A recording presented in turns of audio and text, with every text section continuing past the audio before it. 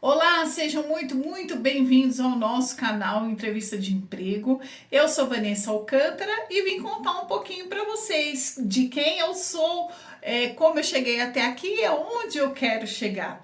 Em outro vídeo eu já falei para vocês sobre o propósito do canal, como participar, e aqui eu vim contar um pouquinho para vocês de quem eu sou.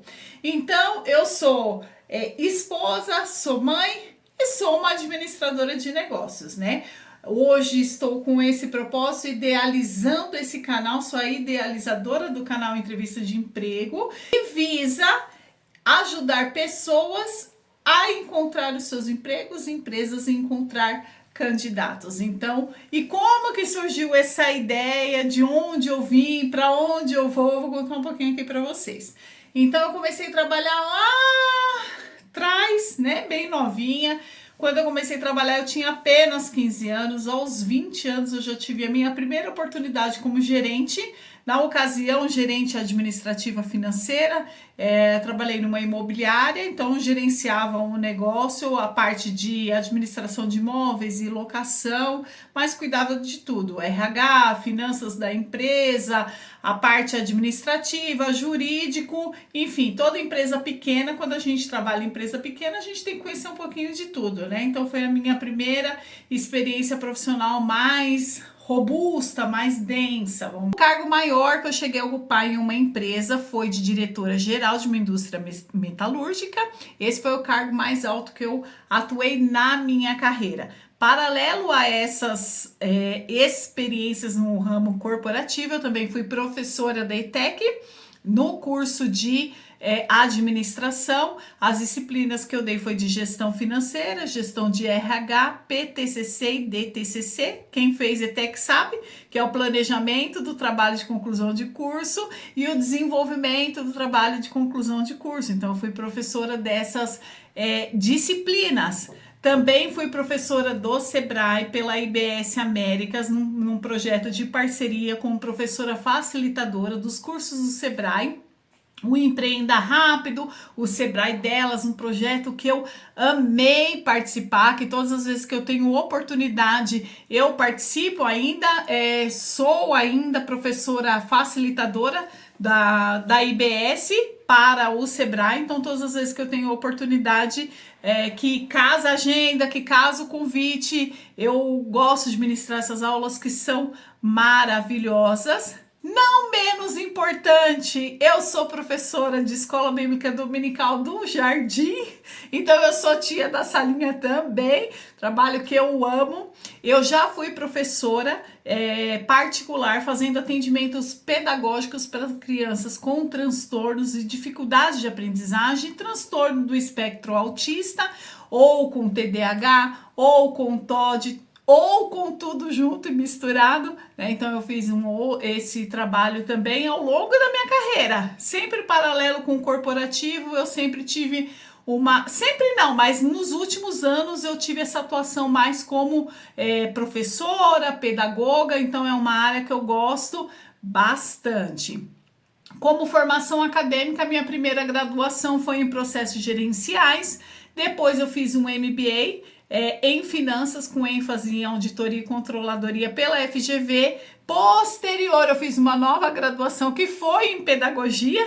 Depois, trabalhando com as crianças, com os transtornos, eu me apaixonei por essa área e eu queria aprofundar, entender as dificuldades de aprendizagem, como vencer esses desafios. Fiz uma nova pós-graduação em psicopedagogia e neurociências, que eu também me apaixonei. E em paralelo a esse trabalho com as crianças e atuando na área de pedagogia, eu recebi uma proposta para encabeçar um projeto de implantação de sistema em uma empresa.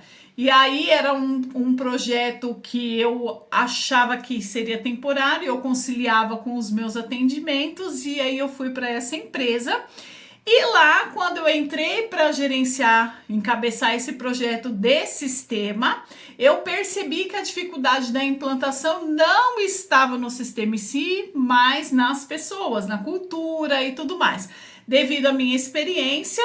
Então eu acabei assumindo o RH da empresa e fui responsável pelo os departamentos de processos e pessoas. Então, os processos empresariais, como fazer as coisas, e o RH, que era onde estavam as pessoas. Então, fui trabalhar cultura, onboard, manual de cultura, evento de cultura, as reuniões de comunicação, o engajamento, então todo esse trabalho de aculturamento dentro da empresa.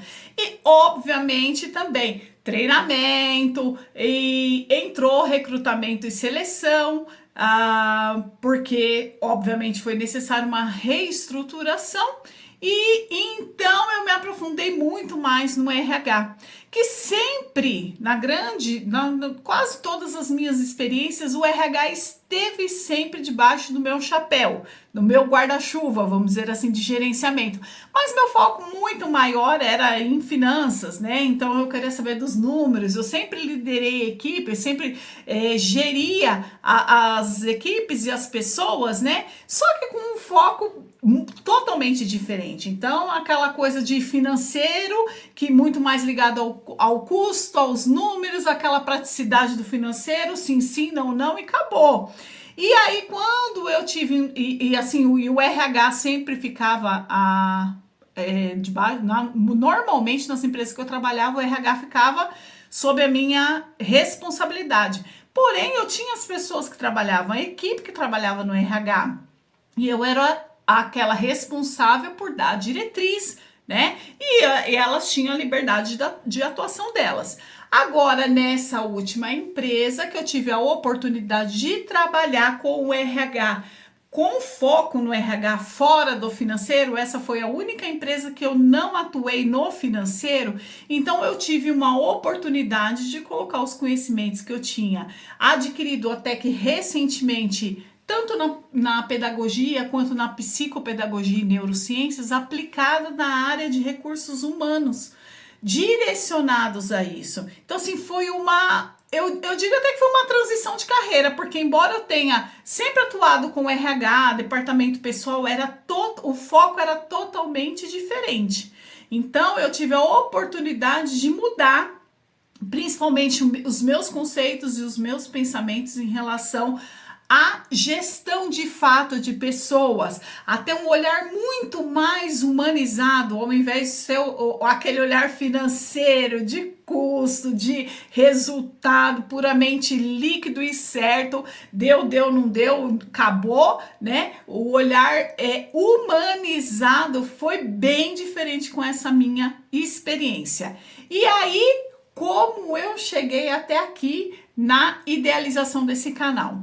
Trabalhando nessa empresa com esse foco muito mais humanizado, fazendo recrutamento e seleção, responsável pelo onboard, pelo aculturamento, e eu fui me aprofundando nessas relações de trabalho e comecei a perceber o que todas que fazem recrutamento e seleção atualmente e os empresários já sabem que acontece, que é a dificuldade na contratação. Antigamente, antes da pandemia, nossa, você colocava uma vaga, vinha um monte de gente para participar, tinha muito mais facilidade de contratação, na minha percepção, pelo menos, eu achava muito mais fácil contratar antes da pandemia. Depois da pandemia, que eu tive essa oportunidade de trabalhar com foco realmente em recursos humanos, eu comecei a ter uma dificuldade enorme de contratação, coisas que eu não tinha passado até então. Também eu tinha uma equipe de RH antes, que fazia tudo, mas mesmo assim, mesmo eu atuando pouco, vamos dizer assim, na parte operacional do RH, eu não sentia dificuldade de contratar, porque a gente abria uma vaga, rapidamente vinha as pessoas, eu sempre gostei de participar de entrevista, tá? Eu sempre gostei de fazer a seleção.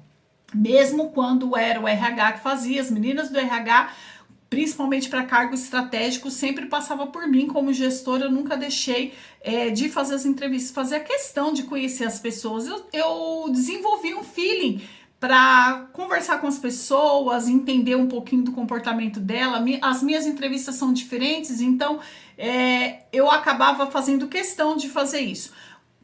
Com o foco no RH, eu comecei a perceber a dificuldade de contratação. Você marcar 10 entrevistas, não aparecia ninguém. Marcava mais 15 entrevistas, aparecia um. E pouco se aproveitava. Eu comecei a sentir essa dificuldade e, assim, procurar entender o que estava acontecendo. Se era um movimento depois da pandemia, uma coisa assim que eu não tinha vivenciado. E aí eu tenho vários grupos de RH que eu participo, de pessoas que são também recrutadores, gestores de RH ou gestor de empresa, e comecei a compartilhar e perguntar se as pessoas tinham as mesmas dificuldades. E começamos a nos acompanhar uns aos outros e começamos a perceber que a dificuldade é geral.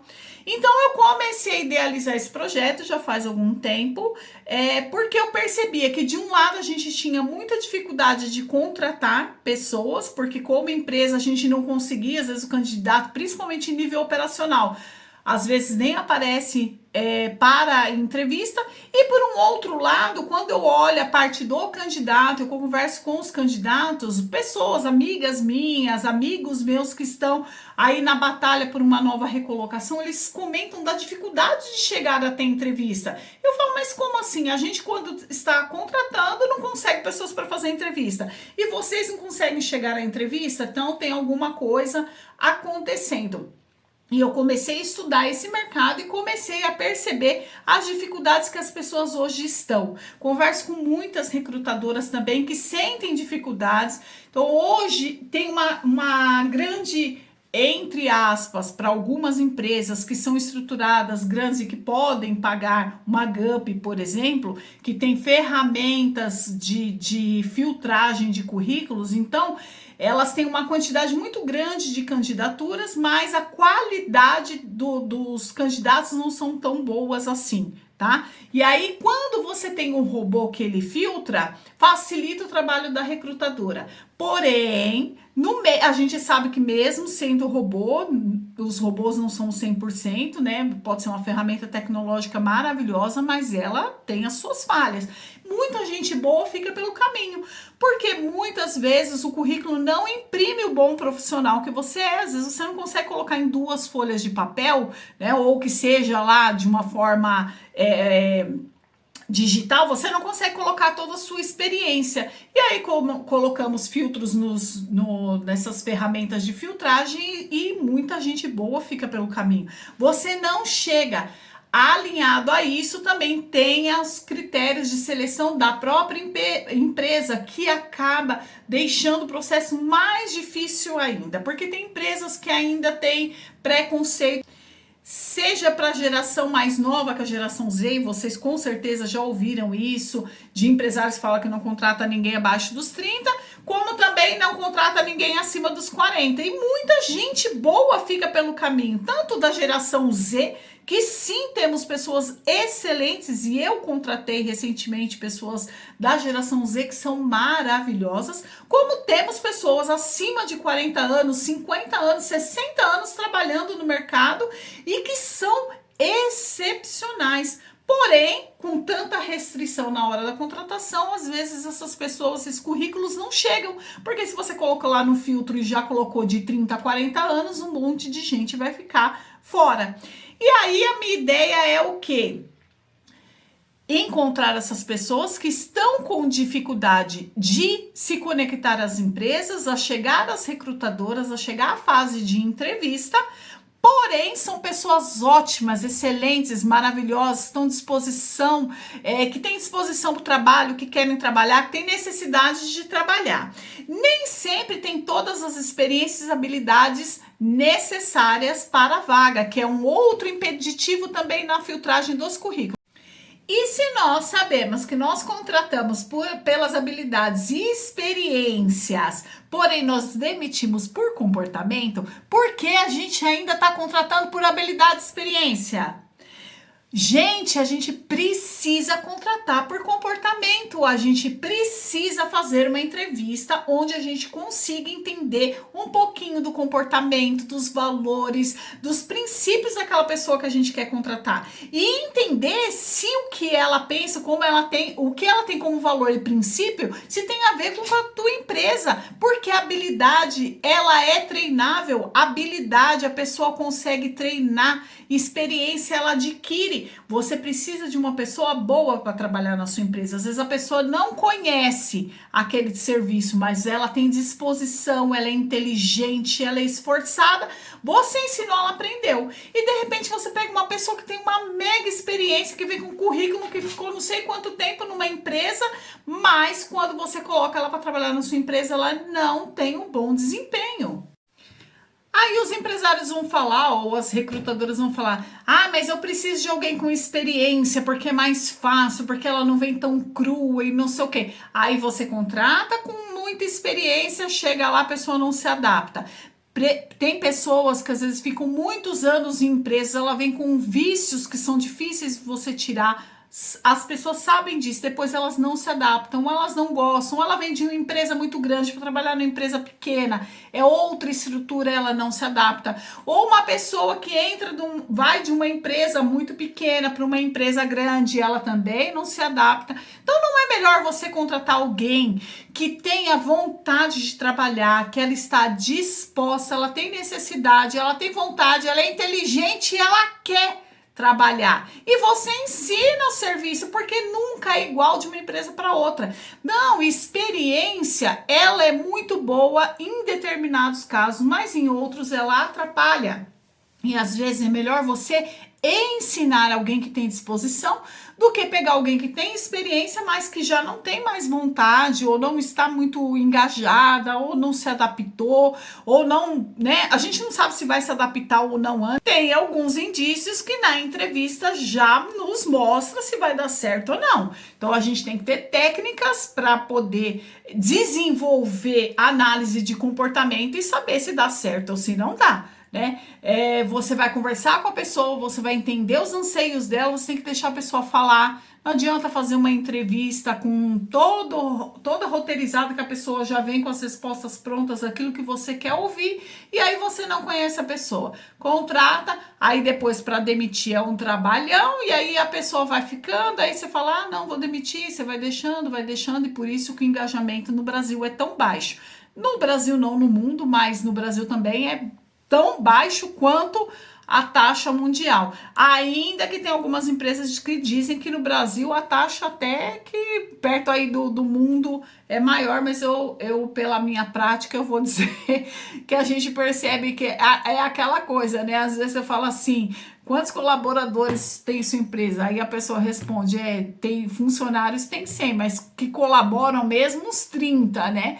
Então a gente tem sempre que observar isso, e por isso que eu idealizei esse canal, que é para dar voz às pessoas que não chegam na entrevista, mas que às vezes ela sofre com preconceito lá na seleção, na triagem do currículo, fica para trás. Então essa é a intenção do canal, foi para isso que ele nasceu. E eu já contei um pouquinho da minha experiência para vocês. Vamos juntos fazer dar certo, ajudar essas pessoas que precisam chegar a ter as boas empresas, e boas empresas a chegarem a esses candidatos tão bons que de repente ficaram pelo meio do caminho, ou porque não conseguiu vencer o robô, ou pela triagem, pela quantidade ampla concorrência. Então, a ideia é ajudar, fortalecer esse país através do emprego, do trabalho digno, honesto, que é o que vai fazer essa nação forte, tá bom? Então, é um projeto idealizado para ajudar pessoas, tá bom? Então, é isso que eu quero fazer alguma coisa com propósito. O propósito é ajudar as pessoas a terem empregos dignos e empresas terem funcionários bons. Então, pessoas boas com empregos bons, empresas boas com pessoas boas, tá bom? Esse é o propósito do canal. Então me ajude na divulgação. Se você conhece alguém que está nessa situação agora, ou se você é uma pessoa dessa que está querendo uma nova oportunidade, uma recolocação no trabalho, uma primeira oportunidade, né? É um jovem aprendiz, nunca trabalhou, precisa trabalhar, quer trabalhar, tem disposição para o trabalho. Você vai entrar em contato com o e-mail que está aqui embaixo, vai estar na descrição. Segue o nosso canal, compartilhe esse vídeo, comente, se faltou alguma coisa, explicar vocês falem aqui para mim, porque nós estamos começando também. Todo começo é difícil, então a gente precisa ajudar o outro, tá bom? Então vocês me ajudam, eu ajudo vocês e assim a gente vai crescendo, fazendo uma nação forte, tá bom?